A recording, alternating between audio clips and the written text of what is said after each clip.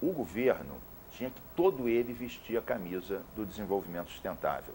Embora tenha pessoas, como a ministra Dilma, cuja missão seja mais o desenvolvimento, o PAC, a energia, e ministros como eu, que têm cuidado da Amazônia, do Cerrado, da Mata Atlântica, do ar que a gente respira, né, que não tem essa questão, os desenvolvimentistas, os ambientalistas. Ministro, eu acho que o presidente quis dizer que todo o governo ia vestir a camisa do desenvolvimento sustentável. Havia uma tensão muito grande no governo, envolvendo principalmente a Casa Civil, o Ministério do Meio Ambiente e também o Ministério da Agricultura, em função dessa questão ambiental. Essa tensão, em alguns momentos, inclusive, foi protagonizada pelo senhor. E, vamos dizer assim, essa decisão significa que se chegou a um meio termo ou ela é uma coisa que tem vamos dizer assim, uma motivação política, levando em conta a eleição de 2010, o projeto de desenvolvimento do país, a discussão com outros países que vivem a contradição entre a questão ambiental e o seu próprio desenvolvimento, como é o caso da China. Como é que essa coisa está no... Olha, na questão das metas, a sociedade acompanhou, porque a imprensa cobriu isso tudo. O meio ambiente tinha uma posição que era minoritária dentro do governo, que nós deveríamos ter metas, porque era bom para o Brasil, era bom para o mundo e era uma forma de pressionar que outros países também adotassem. Eu quero dizer que a nossa posição foi vitoriosa dentro do governo. Ela foi vitoriosa porque nós conseguimos provar duas questões essenciais. Fizeram essa virada. Uma delas, nós, com apoio de Ciência e Tecnologia, Embrapa e vários técnicos, mostramos para o presidente Lula, para a ministra Dilma, que esse corte de metas, esse anúncio de metas, portanto, corte das emissões, não representaria um engessamento da economia brasileira. Que a gente ia crescer de 4% a 6%, íamos combater a fome e a miséria, ia incluir pessoas, íamos diminuir os desequilíbrios regionais e, com o corte do desmatamento, a melhoria da agricultura, por exemplo, aumenta a produtividade, aumenta a competitividade, cai o preço dos alimentos. O aço verde é bom para a economia brasileira, não cortar mata nativa do cerrado, usar a floresta plantada, a eficiência energética, a cogeração, ou seja, na verdade, ao contrário de outros países, no nosso caso, o esforço pelo corte não seria feito em detrimento das pessoas e das economias, mas criando milhões de empregos verdes e com um novo padrão. Por outro lado, o outro argumento era diplomático, que ao anunciarmos uma meta muito forte, a gente se afastaria ou criaria um constrangimento no grupo dos 77. China, Índia, África do Sul, que são nossos aliados tradicionais.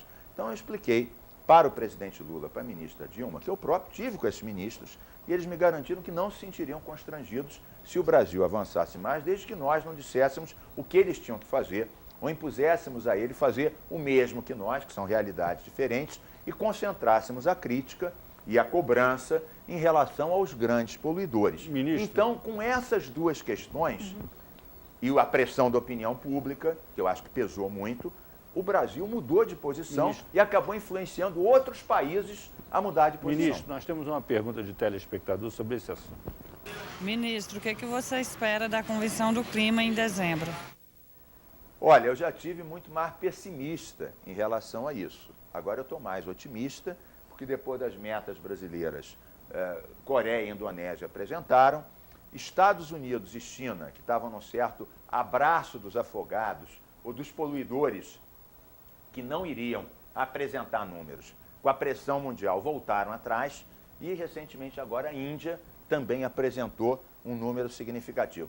Acho que não todos os problemas serão resolvidos, muita coisa vai ficar, mas nós vamos arrancar recursos para começar já, depois de Copenhague, programas de mitigação, ou seja, redução de emissões, adaptação de países pobres para a questão da desertificação ou inundações, e vamos assumir compromissos mais fortes, até porque esses compromissos que os países já estão dizendo, eles independem de Copenhague. Eles vão começar a ser feitos e a população tem que fiscalizar, acompanhar e cobrar. Ministro, eu queria só retomar a questão da pergunta do Azedo. Ok, houve um acordo no governo em relação às metas. Com o expurgo aqui ou acolá, houve um acordo. Ele pergunta daqui para frente, as guerras que já estão programadas, por exemplo, a BR-319 lá na Amazônia. Há uma disputa interna no governo, uma parte é favorável, uma parte é contra o licenciamento. Você acha que isso é compatível, construir, pavimentar uma rodovia na Amazônia é compatível com as metas de redução de emissão de gases? Uma outra questão, há uma pressão agora para anistiar produtores rurais desmatadores. Qual é a sua posição, qual é a sua previsão em relação a essas guerras depois do acordo sobre a meta do clima? A Marta Salomão está levantando questões que efetivamente aconteceram ao longo desse tempo. Foram disputas públicas, né? Por exemplo, o caso da 319, que é uma rodovia que atravessa a parte mais preservada da Amazônia, do estado do Amazonas também. Eu, publicamente, me manifestei contrário, achando que uma ferrovia, por exemplo, seria mais interessante, porque não abriria aquelas estradas vicinais que são a espinha de peixe. O governo decidiu fazer a estrada. Então, nós colocamos uma série de exigências ambientais, um grupo de trabalho, e eu disse que se elas todas não fossem cumpridas, garantindo ser uma estrada parque, que a licença não sairia. A questão está exatamente no mesmo pé. Claro, sempre há uma pressão para que a licença saia antes que os 29 parques sejam implantados de fato e no terreno para impedir a devastação. E eu vejo que isso vai continuar da mesma forma. Ou seja, eu não vejo possibilidade, até porque essas normas todas para proteger foram publicadas, estão dentro do processo, não vejo como elas possam ser rasgadas. Então, se tudo isso for planejado, implantado, com exército, com marinha, com os fiscais, com as sedes de 29 parques, eu acho que isso minimizará o estrago. E vejo que a questão de Copenhague reforça a nossa posição.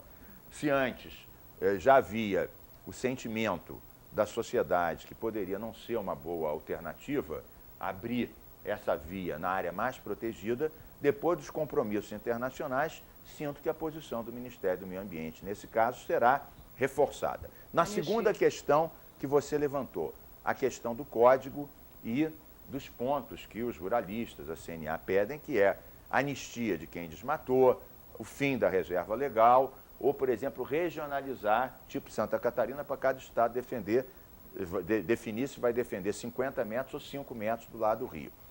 O governo, nos próximos dias, emitirá uma série de atos, decretos, projetos de lei, medidas provisórias para ter a posição do governo sobre isso. Ministro, nós vamos ter que fazer um breve intervalo e voltaremos daqui a pouco com 3-1 aqui na TV Brasil, entrevistando Carlos Mink.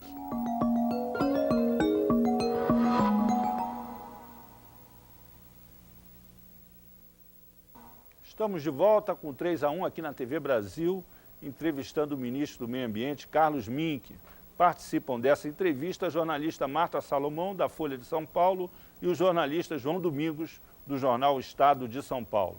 Ministro, quer dizer então que esse contencioso do Ministério do Meio Ambiente com a agricultura, o que quer dizer também com o Ministério da Agricultura, ainda vai render um bocado no governo?